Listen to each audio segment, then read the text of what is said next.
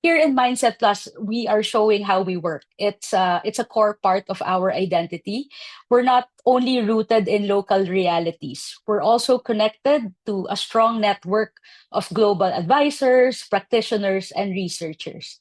So it's part of how we curate solutions that are evidence-based and context-responsive. So as you listen to these experts from Save the Children, World Vision, and other international mental health programs, I invite you to ask, which of these global insights later on could you adapt in your schools? Not just copy, but put it also in the Filipino culture and contextualize. So let's hear what their experiences can teach us.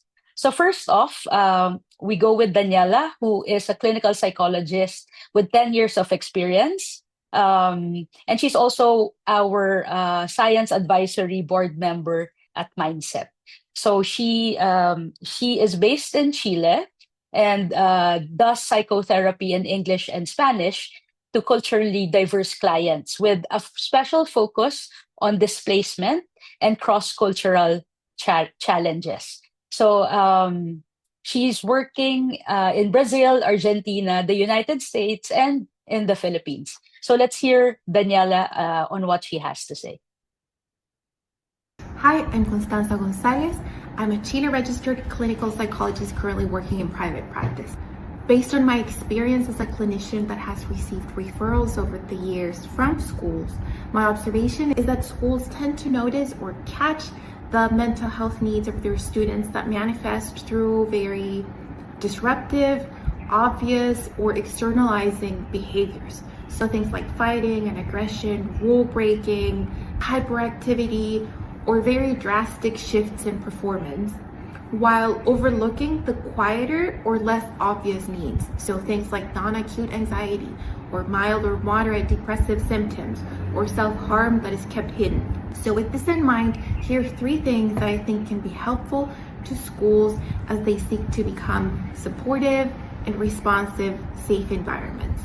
1, I think school-based programs can begin to address overlooked mental health concerns by increasing the mental health literacy of their teachers, staff, and students, so that it is actually possible for members of the school community to identify, not to diagnose, but to identify potential mental health concerns and needs.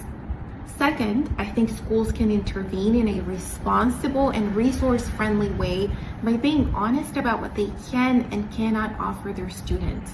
So schools are not mental health treatment centers, so there should be no pressure for them to become one. Instead, what schools can do is that they can provide brief, small group or individual interventions that cater to the needs of their students, and then they can refer the students who need further supports to other providers in the community.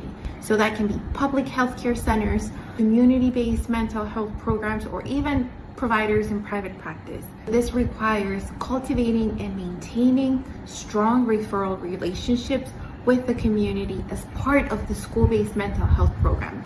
Finally, and perhaps more broadly, I think schools can adhere to the principle of no harm. So while mental health literacy and school-based interventions are important, there is evidence that some types of universal interventions, so these are initiatives that are implemented with entire school communities or with large groups of students, can actually cause unintended harm. For example, programs for the prevention of eating disorders in some cases have actually taught teens unhealthy weight management methods that they weren't aware of up until the intervention.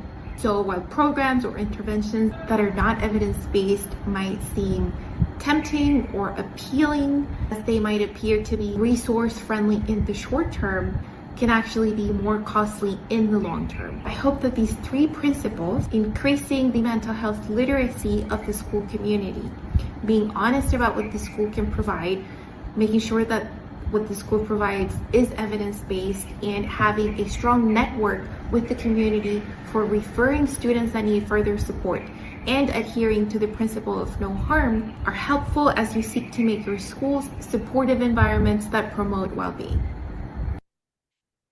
So those are good points from Daniela. Even the do no harm. So even well-meaning efforts can backfire without proper boundaries. So our goal is always supportive, safe, and ethical action.